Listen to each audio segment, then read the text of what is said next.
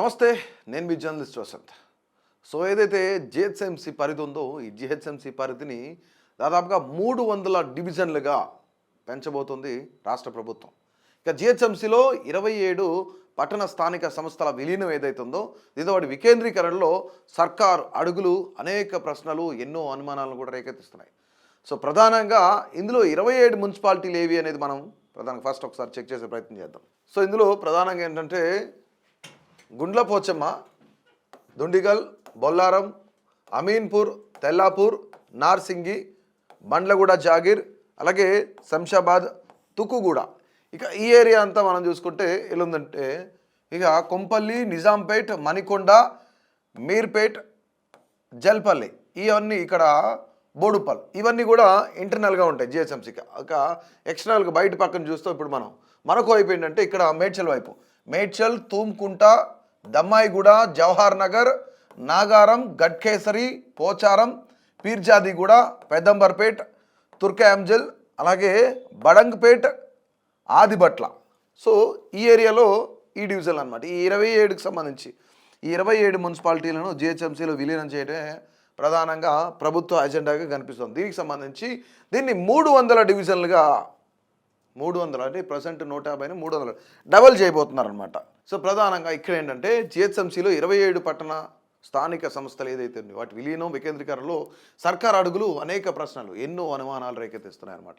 ఇక గందరగోళం నడుమ విలీన ప్రక్రియ పూర్తి చేసి జోన్లకు కేటాయించడం పైన శివారు మున్సిపాలిటీల్లో అనేకమైన వర్గాలు కొంత తీవ్రంగా వ్యతిరేకిస్తున్నాయి. వారం రోజులుగా ఆందోళన జరుగుతున్నా సరే స్థానికంగా వచ్చిన ప్రశ్నలపైన ఇంతవరకు వాటికి ఆన్సర్ చేసిన పరిస్థితి లేదు జిహెచ్ఎంసీ.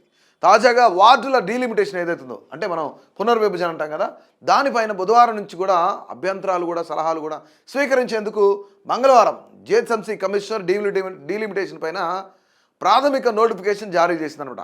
అంటే ఇది జీవో నెంబర్ ఎంత అంటే దాదాపు జీవో నెంబర్ 570 అనుకోండి.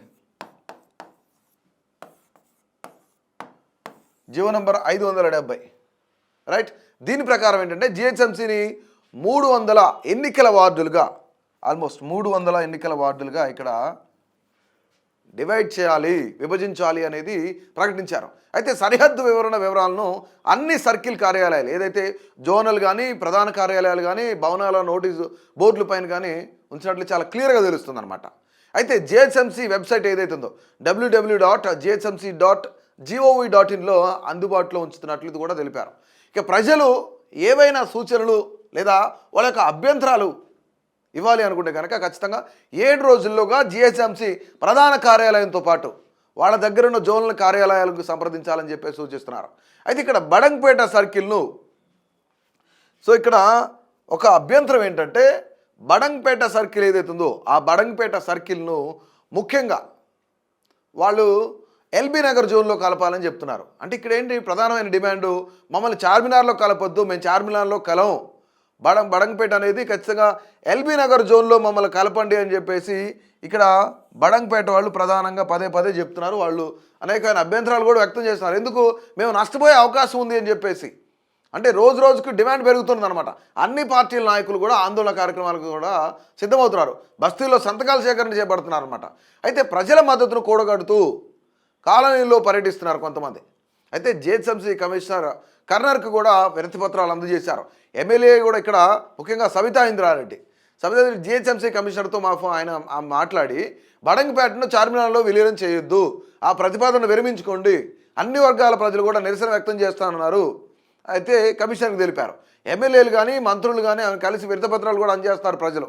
అయితే ప్రజల అభిప్రాయాలను తీసుకోకుండా ప్రభుత్వం ఇష్టానుసారంగా చేయడం పైన ఆగ్రహం కూడా వ్యక్తం చేస్తున్నారు ప్రజలు. జిహెచ్ఎంసీని 300 డివిజన్లుగా చేయడంతో కొంతమేర అయోమయానికి గురవుతున్నారు. అందరూ కూడా జేఏసీగా ఏర్పాటై బడంగ్పేటను ఎల్బీ నగర్లోనే కలపాలి, బడంగ్పేట ఏదైతే ఉందో ఈ బడంగ్పేటను మాకు ఎల్బీ నగర్ కొంచెం దగ్గరగా ఉంటుంది, ఎల్బీ నగర్లో కలిపితే మంచిది అనేది వాళ్ళు అడుగుతున్నారనమాట. లేదంటే మేము దీనికి ఉద్యమానికైనా సిద్ధమని చెప్తున్నారు. ఎందుకు అంటే చార్మినార్ జోన్లో కలిపితే నష్టపోతాం అని చెప్పేసి వాళ్ళు వాపోతున్నారన్నమాట. అయితే వార్డుల పునర్విభజన అనేది అనేక సందేహాలను కూడా దావతీస్తుంది. ఎందుకు అంటే జిహెచ్ఎంసీలో ఇప్పటి వరకు ఉన్న 6 జోన్లను 10 జోన్లకు పెంచి విభజించినట్లు తెలుస్తుంది. ఒక్కో జోన్లో ఇప్పుడు గతంలో ఉండేది 6 జోన్లు. ఈ 6 జోన్లను 10 జోన్లకు పెంచుతున్నారు. రైట్, అంటే ఒక జోన్కి వచ్చేసి దాదాపుగా 30 డివిజన్లు ఉండేలాగా ప్లాన్ చేస్తున్నారు అనమాట. అంటే ఇక్కడ ప్రజెంట్ 6 జోన్లుగా ఉన్నాయి. ఇక్కడ దాని తర్వాత ఇక్కడ ఏంటంటే 10 జోన్లుగా పెంచుతున్నారు. ఒక్కొక్క జోన్కి 30 వార్డులు ఉంటాయని చెప్పేసి చెప్తున్నారు. మొత్తం 50 సర్కిళ్లను మొత్తం 300 వార్డులు విభజించుతున్నారు. అంటే ఇక్కడ సర్కిళ్ళని 50 సర్కిల్స్ ఉంటాయన్నమాట. రైట్, వీటన్నిటి 300 వార్డులుగా విభజించారు.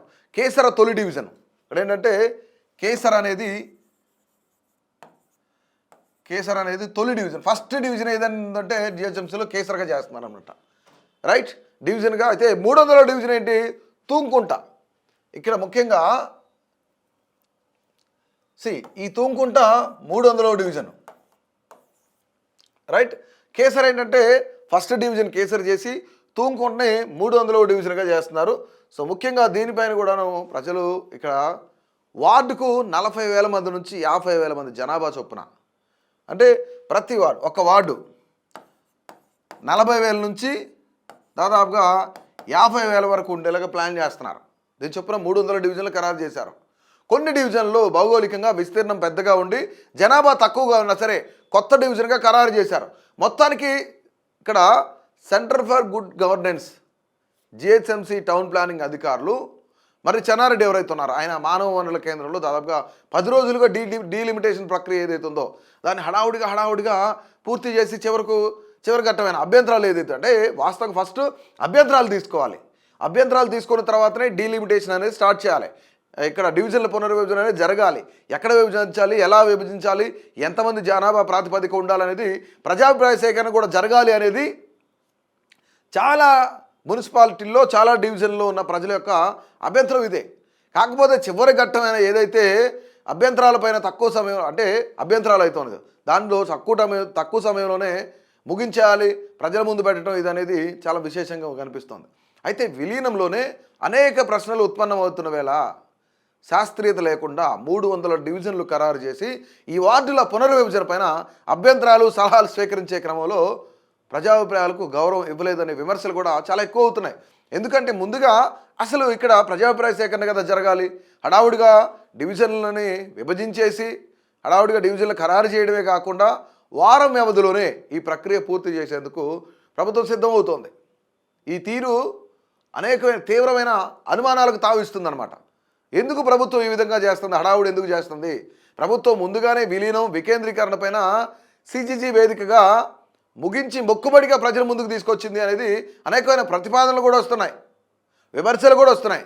నేటి డిజిటల్ యుగంలో అంటే ప్రజెంట్ అంతా కూడా డిజిటల్ యుగం నడుస్తుంది. ఒక్కసారి పోల్ పెడితే 300 డివిజన్లు ఇట్లా చేద్దాం వద్దా, ఈ డివిజన్ ఇందులో కలుపుదాం వద్దా అనే అభిప్రాయం డిజిటల్గా చేయగలిగితే ఒక పోల్ పెడితే ఒక పోస్ట్ పెడితే బట్ ఎంతవరకు కమెంట్స్ వస్తాయి, ఎంతవరకు వాళ్ళ అభిప్రాయాలు చెప్తారనేది మనందరికీ తెలిసిన విషయమే. ఈ డిజిటల్ యుగంలో అభ్యంతరాలను మాన్యువల్గా లిఖితపూర్వకంగా మాత్రమే స్వీకరిస్తామని ప్రకటించారు. ఎందుకు అంటే ఇక్కడ ఇదే అనుమానం, ప్రధానమైన అనుమానం ఏంటంటే ఇదే, అరే డిజిటల్లో ఇంత బాగా ముందుకెళ్తున్నాం కానీ మాన్యువల్గా స్వీకరించడం ఏంటి? దీనిని బట్టి చూస్తే పనులన్నీ మానుకొని డివిజన్ల అభ్యంతరాలపైన జిహెచ్ఎంసీ ప్రధాన కార్యాలయం జోనల్ సర్కిల్ కార్యాలయాలకు రావాలని చెప్పేసి తేల్చి చెప్పేశారు. ఎన్నికల్లో పోటీ చేసే నాయకులకు తప్ప మిగిలిన అన్ని వర్గాలను వికేంద్రీకరణ ప్రక్రియలో దూరం చేశారు. డివిజన్ల ఖరారులో 4 వైపులా అంటే ఇటు నార్త్ కానీ ఈస్ట్ కానీ సౌత్ కానీ వెస్ట్ కానీ అంటూ సర్వే నెంబర్లు బౌండరీలను కూడా ఫిక్స్ చేసి ప్రజల ముందు ఉంచారు. ఆటోమేటిక్ డీలిమిటేషన్ అనేది అయిపోయింది, డివిజన్ల పునర్విభజన అనేది పూర్తిగా అయిపోయింది. కనీసం జిహెచ్ఎంసీ వెబ్సైట్లో మ్యాప్లను పొందుపరచకపోవడం అంటే మ్యాప్లు ఇవ్వకపోవడం, పబ్లిక్ డొమైన్లో పెట్టకపోవడం కూడా గమనార్హం. వార్డుల పునర్విభజన పైన అభ్యంతరాలను మాన్యువల్గా లిఖితపూర్వకంగా మాత్రమే స్వీకరిస్తారు. అంతేకాకుండా ప్రజల నుంచి వచ్చిన ఏదైతే అభ్యంతరాలు ఉన్నాయో ఆ సలహాలు మరింత లోతుగా చర్చించడం, పరిశీలించడం, తక్కువ సమయంలోనే అధికారులు ఎలా పూర్తి చేస్తారన్నదే ఇప్పుడు ఒక పెద్ద ప్రశ్న. వితిన్ 1 వీక్లో లక్షల మంది ప్రజలు జీవిస్తున్నారు జిహెచ్ఎంసీలో, దాదాపు 1 కోటి మంది పైన జీవిస్తున్నారు. వాళ్ళ యొక్క ఏదైతే సూచనలు సలహాలు ఉన్నాయో వాటన్నిటిని ఏ విధంగా తీసుకుంటారు? అయితే రాబోయే 10 రోజుల్లో ప్రత్యేకంగా కౌన్సిల్ సమావేశం నిర్వహించి కౌన్సిల్లో ఆమోదముద్ర వేసుకొని చకచకా ప్రభుత్వం నుంచి ఫైనల్గా గెజిట్ విడుదల చేసేలా మాస్టర్ ప్లాన్ కూడా రెడీ చేశారు. అయితే ఇలా చేయడం వెనుక మతలబులు చాలా ఉన్నాయన్న చర్చ కూడా జరుగుతుంది. కాగా ప్రస్తుత పాలక మండలి గడువు ముగింపు ఎప్పటి వరకు ఉందంటే ఫిబ్రవరి 11 తర్వాత జిహెచ్ఎంసీని ఒక కార్పొరేషన్ చేస్తారా, ముక్కలుగా విభజిస్తారా అన్నది కూడా తేలాల్సి ఉంది. లేదంటే వార్డు పునర్విభజన పూర్తి కాగానే రిజర్వేషన్లు ప్రకటించి ఎన్నికలకు వెళ్తారా అన్న చర్చ కూడా లేకపోలేదు. సో ఇక్కడ ముఖ్యంగా ప్రతి ఒక్కరు కూడా ఈ యొక్క 27 మున్సిపాలిటీల విలీనం, దాంతోపాటుగా జిహెచ్ఎంసీని 300 డివిజన్లుగా పునర్విభజన చేయడం, దీంతో పాటుగా వితిన్ 1 వీక్లో ప్రజాభిప్రాయ సేకరణ ఏంటి, ముందుగానే డీలిమిటేషన్ అనేది ప్రక్రియ అనేది సిసిజీ ముందు కంప్లీట్ చేసుకోవడం ఏంటి, దాని తర్వాత ప్రజాభిప్రాయం ఏంటి, అంటే ప్రభుత్వం ఏ విధంగా ఆలోచిస్తుంది? నిజంగానే ఈ యొక్క జిహెచ్ఎంసీని 300 డివిజన్లుగా డీలిమిటేషన్ చేయడం, పునర్విభజన చేయడం మీ అందరికి ఇష్టమా లేదా? లేదంటే అసలు నిజంగానే అనేకమైన మా డివిజన్ ఇందులో కలపొద్దు, అందులో కలపొద్దు, మా మున్సిపాలిటీ ఇందులో వద్దు, మేము అందులోకి వెళ్తాం అంటున్నారు. సో ఓవరాల్గా జిహెచ్ఎంసీ నిర్ణయం పైన మీ అభిప్రాయాన్ని అయితే కమెంట్ రూపంలో తప్పకుండా తెలియజేయండి.